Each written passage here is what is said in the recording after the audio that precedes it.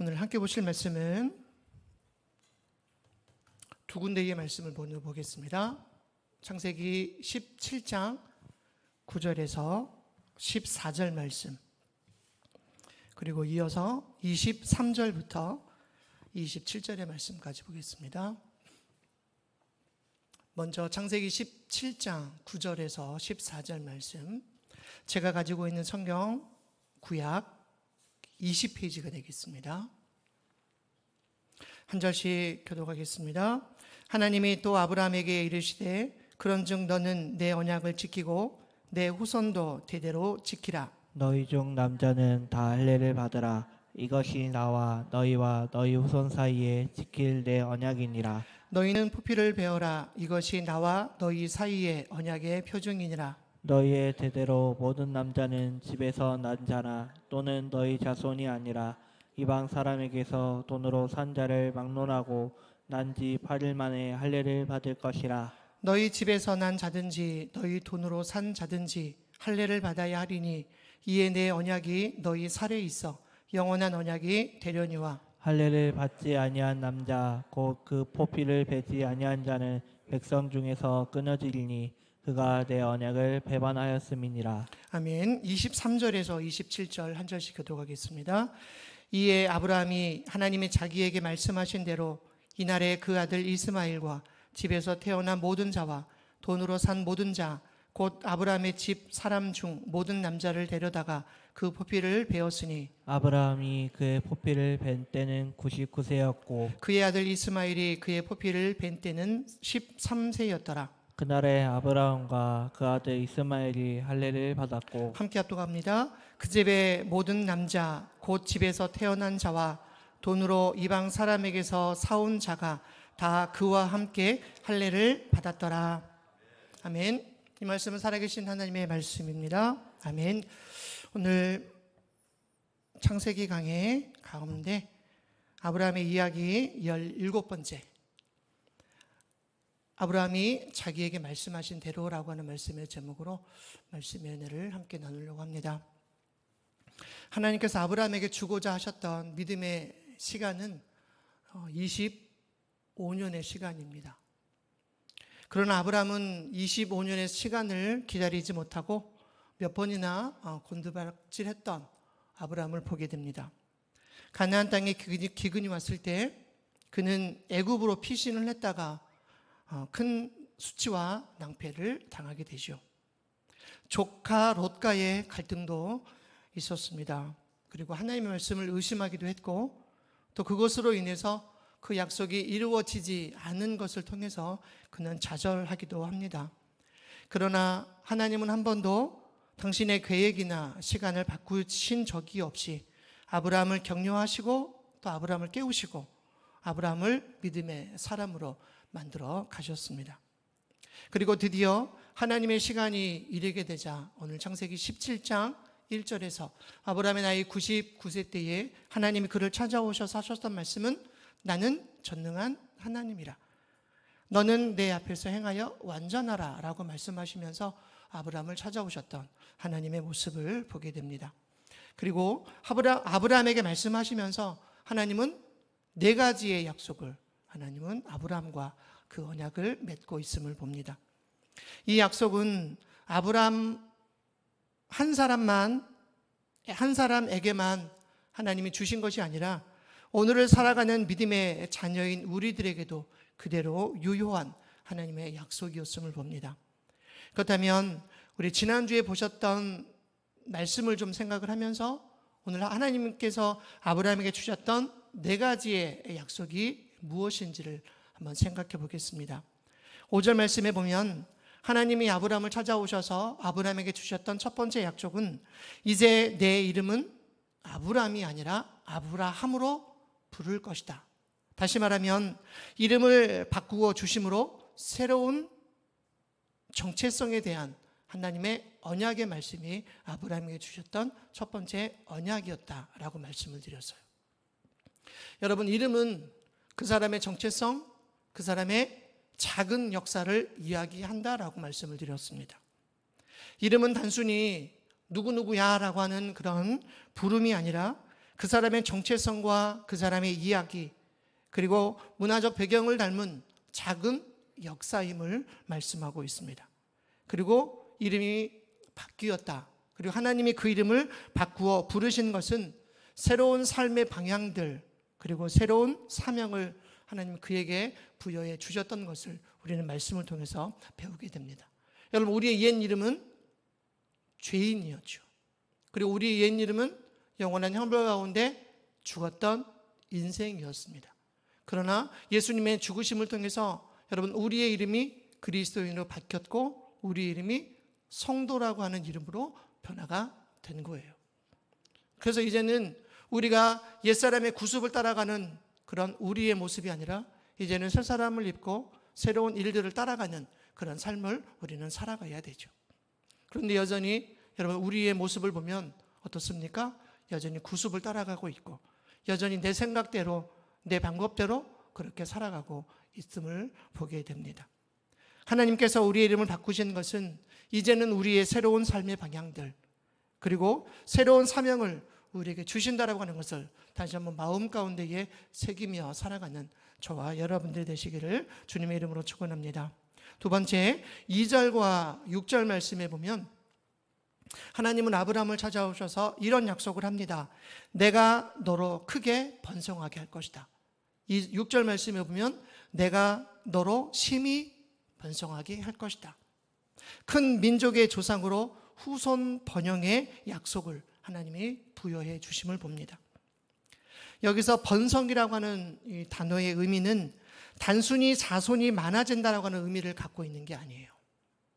우리는 번영 그러면 자손이 많아지고 후손이 많아지는 것을 우리는 이해하게 되는데, 성경에서 말하고 있는 번영과 번성의 의미는 하나님께서 아브라함과 그의 후손을 통해서 이루실 언약의 성취, 그리고 복의 확장을 의미하고 있습니다. 그러니까 너의 후손을 통해서 내가 너의 후손을 통해 이룰 언약들, 그리고 축복의 확장을 하나님이 말씀하고 있다는 겁니다.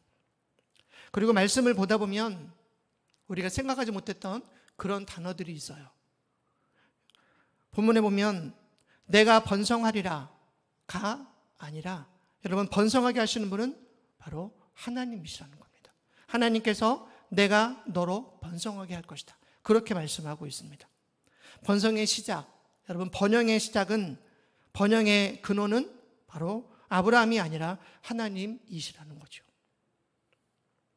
아브라함은 자녀를 얻을 수 없는 노인이었고 99세였지만 하나님은 그 불가능한 상황을 통해서 하나님의 영광을 드러내셨다는 겁니다. 우리의 삶의 열매도, 여러분, 우리가 누리는 가정의 복도 결국 하나님께서 허락하셔야만 가능하다는 겁니다.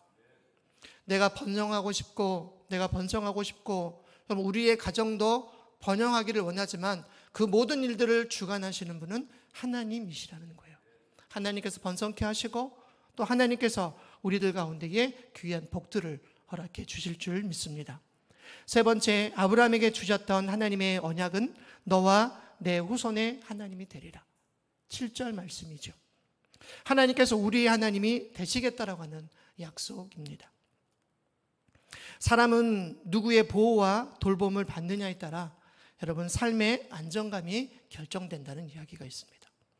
내가 누군가에게 보호를 받고 또 내가 누군가에게 돌봄을 받느냐에 따라 삶의 안정감, 또 그 삶의 모든 것들이 평안한 삶을 누릴 수 있다라고 합니다. 예를 들면 우리 지금 다원이가 와 있는데, 여러분, 다원이에게 보호가 되고 다원이를 안정시키는 것은 바로 부모죠. 부모를 통해서, 부모를 신뢰할 때 평안을 누리듯 여러분, 우리의 영혼도 하나님이 우리 하나님이 되실 때만 참된 안식과 참된 평안을 누릴 수 있습니다. 세상의 그 어느 것도 여러분, 우리에게 평안을 줄 수가 없습니다.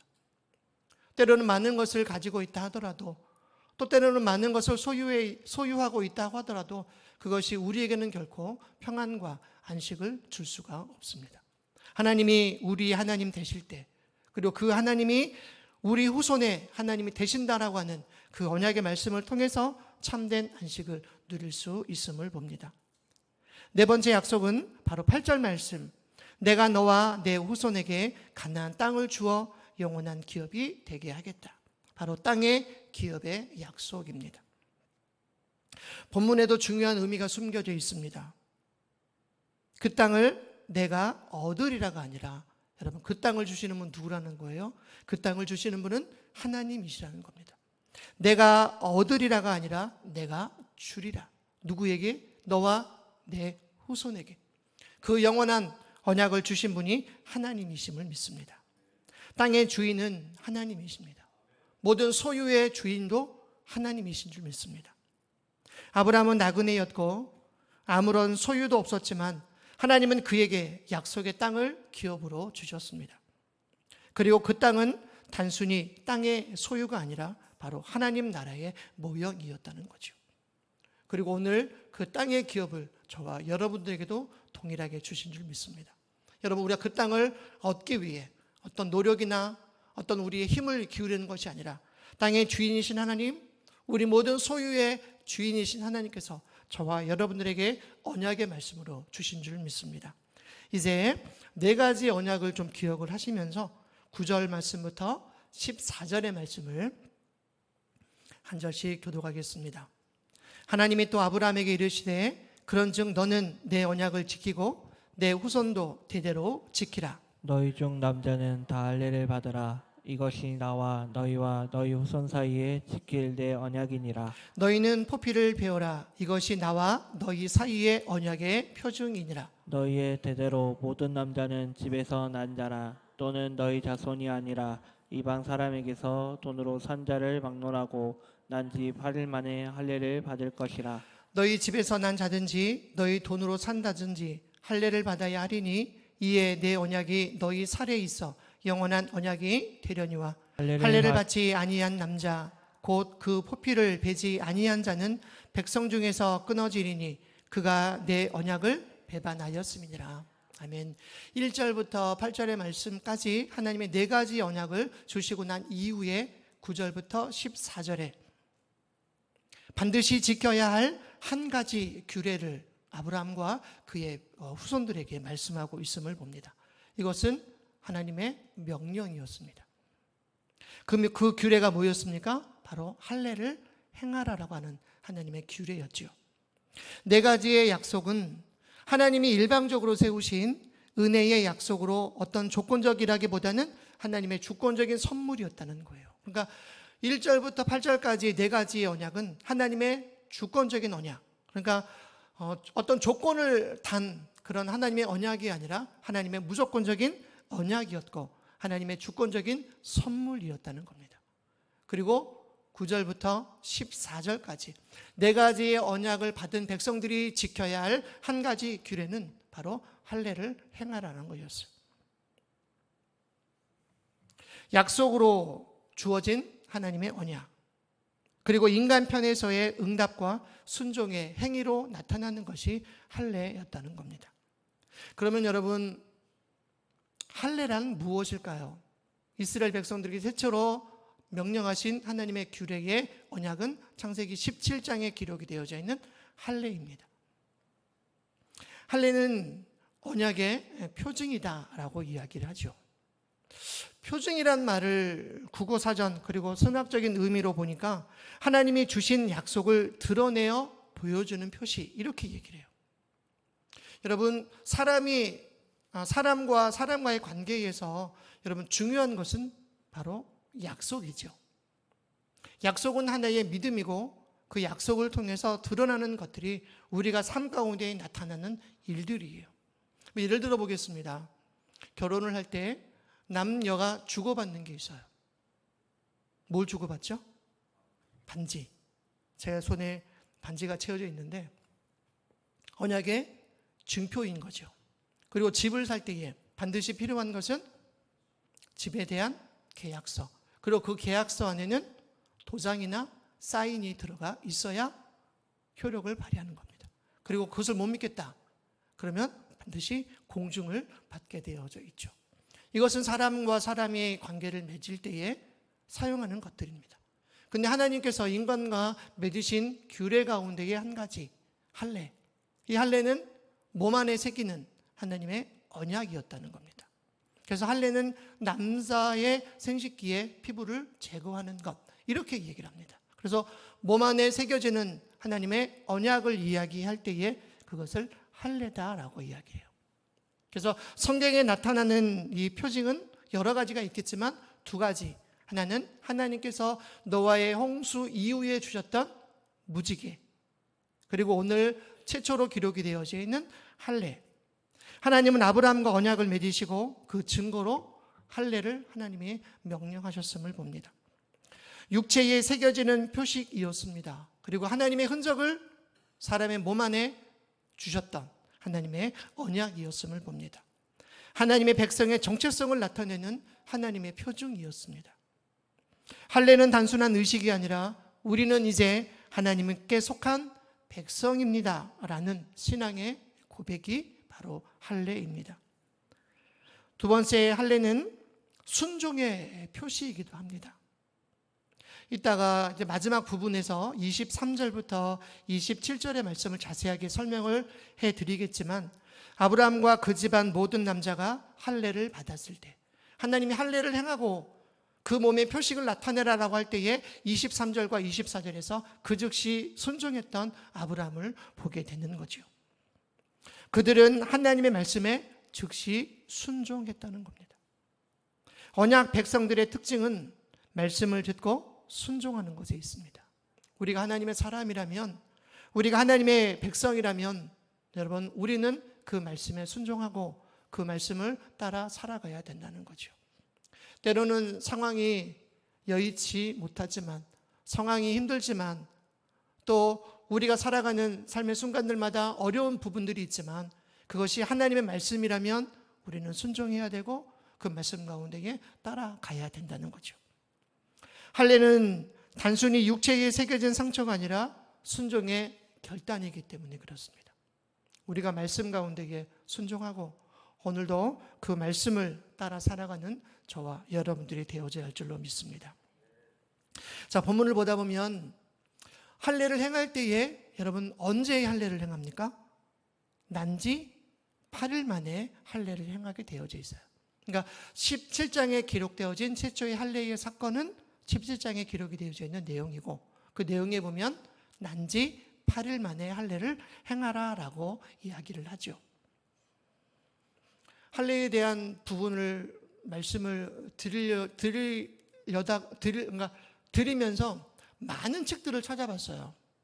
주석도 찾아보고 수많은 목사님들의 설교도 찾아보고, 그러면서 두 가지를 살펴봤습니다. 하나는 왜 하나님께서 8일 만에 할례를 행하게 하셨을까?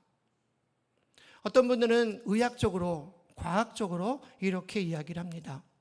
이 시기는 수술을 해도, 그러니까 8일 만에 태어난 아이를, 그 남자의 표피를 베더라도 출혈의 위험이 최소화된다, 이렇게 얘기를 해요. 그러니까 과학적으로 증명된 이야기입니다. 의학적으로 증명된 이야기예요. 왜냐하면 여러분, 살을 베었을 때에 대부분의 사람들은 피가 나지요. 그런데 아이들은 8일 만에 할례를 행할 경우 피의 은고의 속도가 굉장히 빨리 일어난다는 거예요. 전에는 어떤 분들은 8일 만에 행하면 아이는 고통이 없다라고 말을 하는데 의학적인 근거는 없는 것 같아요. 그런데 지금 말씀드린 혈액의 은고의 속도가 빠른 것, 이것은 의학적으로, 과학적으로 증명된 이야기.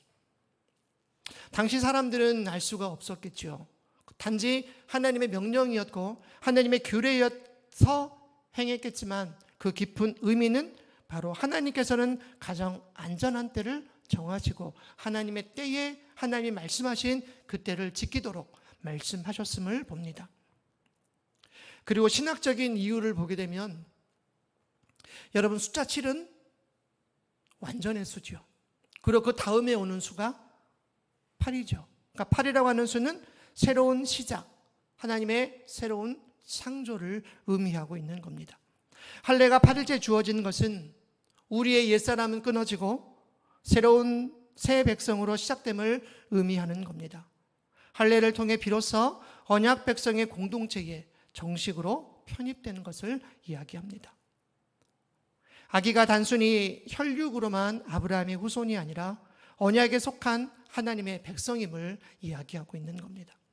정리하면 8일째 할례는 육체적으로 가장 안전한 시기였고 동시에 새로운 시작을 상징하고 언약 공동체의 일원으로 들어오는 것을 의미하고 있는 겁니다.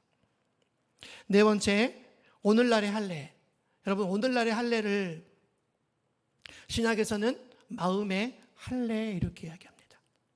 로마서 2장 29절과 골로새서 2장 11절에서는 사도 바울은 이렇게 이야기를 해요. 이제는 마음의 할례를 받아야 한다. 외적인 의식보다 더 중요한 것은 죄된 본성을 벗어버리는 겁니다. 그리고 성령으로 새롭게 되는 것을 의미합니다. 결국 할례는 그리스도 예수 안에서 완성된 겁니다. 십자가와 부활을 통해 우리의 마음에 새 언약이 새겨진 겁니다. 말씀을 준비하면서 여러 가지 책을 좀 이렇게 보다 보니까 이스마엘의 후손이 누구죠? 이스마엘의 후손. 아랍 민족이 이스라엘 후손이잖아요. 근데 지금도 그들은 13세가 되면 할례를 행한다라고 해요. 왜 그렇게 보냐? 이스마엘이 13세에 할례를 받죠. 그러니까 그들은 그 의식이 너무나 강한 거예요. 성경은 하나님의 할례를 행하는 의식보다는 마음의 할례, 즉 그 할례를 행했던 하나님의 목적과 하나님의 말씀하심을 그들은 지금도 지키지 않고 있다는 거예요. 그러나 오늘 우리의 마음의 할례를 통해서 하나님이 우리 마음 가운데에 새겨주신 그 부활과 또 십자가의 죽으심, 그것을 통해서 하나님의 새 언약이 날마다 일어나고 있음을 봅니다. 이제는 의식을 따라가고 어떤 의식이나 어떤 눈에 보여지는 그런 현상들만 따라가는 우리가 아니라 오늘 우리 가운데에 주신 하나님의 언약, 하나님께서 말씀하신 그 약속을 따라 살아가는 저와 여러분들이 되어져야 할 줄로 믿습니다.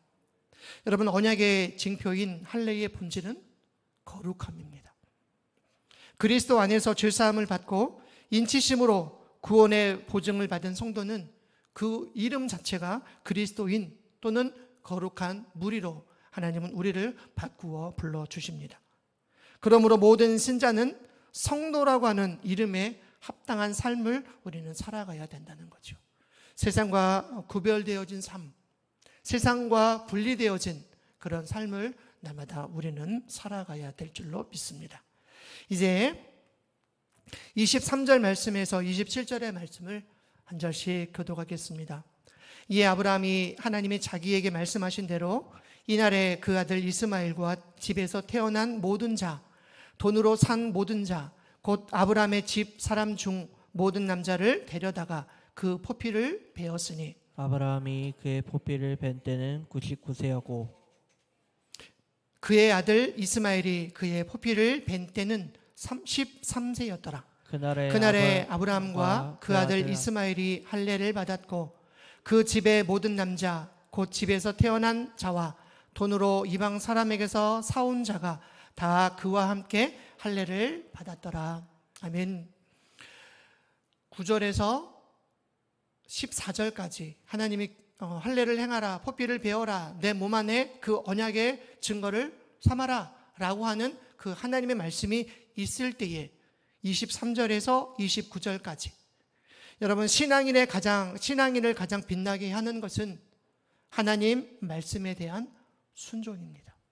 아브라함은 그 즉시 말씀이 있자마자 그 말씀에 순종했다는 거죠. 여러분, 순종이라고 하는 것은 하나님의 주권을 인정하는 겁니다. 그분을 전적으로 신뢰하는 겁니다. 아무리 위대한 업적을 쌓은 자라 하더라도 하나님께 순종하지 않는 자는 모두가 헛될 뿐임을 봅니다. 사무엘상 15장 22절에 그렇게 기록이 되어져 있죠. 그러나 세상에 알려지지 않은 미미한 존재라 하더라도 순종으로 일관하는 신앙인은 하나님께서 보시기에 가장 귀한 사람임을 봅니다. 신명기 4장 30절에 기록이 되어져 있죠. 아브라함의 순종은 즉각적이고 신속한 순종이었습니다. 할례를 행하라고 하는 계시된 명령이 오늘 본문에 보니까 말씀하신 대로, 그리고 이날에, 그리고 그날의 모든 일을 끝낼 만큼 그의 신앙적인 의지는 살아 있었다는 겁니다. 그리고 그는 현재의 상황과 환경을 초월한 하나님의 순종이었다는 거예요. 여호수아 5장의 말씀을 보면 이스라엘 백성들이 여호수아의 인도하에 요단강을 건너는 사건이 여호수아 4장에 기록이 되어져 있고요. 그 요단강을 건너 이후에 그 소식을 가나안에 있었던 많은 왕들이 그 소식을 듣게 되고 가슴이 녹고 분주했던 그런 일들이 5장 1절부터 기록이 되어져 있어요. 이제 곧 있으면 가나안을 점령할 것이고 또 그 소식을 들은 가나안의 수많은 왕들이 그들을 칠 것이다라고 하는 그 소식을 들은 이스라엘 백성들. 여러분, 그들이 뭐 했을까요? 그들이 전쟁을 준비하고 또 가나안을 어떻게 이길 것인가라고 전략을 짜기보다는 하나님의 명령은 그들 가운데에 할례를 행하는 거였어요. 그러니까 이스라엘 백성들 전쟁을 준비하고 전쟁의 전략을 짤 것이 아니라 하나님의 명령은 할례를 행하라는 거였어요. 보통 할례를 행하면 일주일 정도 이렇게 굉장한 고통이 있습니다. 그러니까 백성들이 그 고통 가운데에 이기고 나가는 그동안 그들은 진영 가운데에 머물렀고 하나님은 그들의 순종을 기쁘게 여기시고 그들이 가나안을 점령할 수 있는 하나님의 언약을 이루어 주셨음을 봅니다. 지금 아브라함의 상황 역시 할례를 행할 만한 그런 상황은 아니었음을 봅니다. 방금 여호수아 5장에서 보셨던 길갈에서 행했던 그 할례, 어쩌면 오늘 아브라함 역시 그 상황과 같은, 그 상황과 동일한 그런 일들이 있었음에도 불구하고 그는 즉각적인 순종과 또 신속한 순종을 통해서 하나님 말씀에 순종하고 자신이 할 수 있는 모든 순종을 올려드렸던 아브라함의 믿음을 보게 됩니다. 오늘 우리에게 주신 언약의 표징은 예수 그리스도의 십자가와 성령을 통해서 우리에게 세워주신 마음의 할례임을 봅니다. 이제는 우리는 언약 백성답게 우리는 살아야 합니다. 예배와 말씀, 순종과 거룩함으로 나는 하나님의 백성입니다라고 세상 앞에 드러내는 성도의 삶을 우리는 살아가야 되죠. 오늘 그 하나님의 언약하심이 우리 안에 있고 우리의 삶을 통해서 하나님이 영광 받으시는, 아까 찬양의 가사처럼 하나님이 우리를 쓰실 때에 귀하고 아름답게 또 하나님이 영광 받으시는 그런 삶을 우리는 살아가야 됩니다. 이제 하나님께서 아브라함과 그의 후손에게 약속하신 언약의 복이, 언약의 말씀이 오늘 우리와 우리 후손에게도 충만하게 임하게 될 줄 믿습니다. 날마다 살아가는 여러분들의 환경 속에 또 여러분들의 후손들 위에 그런 하나님의 은혜가, 하나님의 충만하심이 여러분들 삶 가운데에 가득 넘쳐나시기를 주님의 이름으로 축원합니다. 기도하겠습니다. 고마우신 아버지 하나님, 감사합니다. 언약의 표징을 통해 우리를 자녀 삼아 주시고 또 우리를 세상 가운데에 구별하여 세워주신 하나님의 언약을 지키며 살아가는 믿음의 백성들 되게 하여 주옵소서. 때로는 여러 가지 환경 가운데 힘들고 어려운 일들이 우리들 가운데에 있을지라도 하나님 우리에게 말씀하시면 우리가 즉각적인 순종으로 또 신속한 순종으로 주의 말씀을 의지하며 주의 말씀을 따라 살아가는 결단이 우리들 가운데 있도록 인도하여 주옵소서. 하나님 말씀하시고 그 말씀의 순종으로 나아가는 복된 인생들 되게 하여 주옵소서. 사랑이 많으신 예수님의 이름으로 감사하며 기도드립니다. 아멘.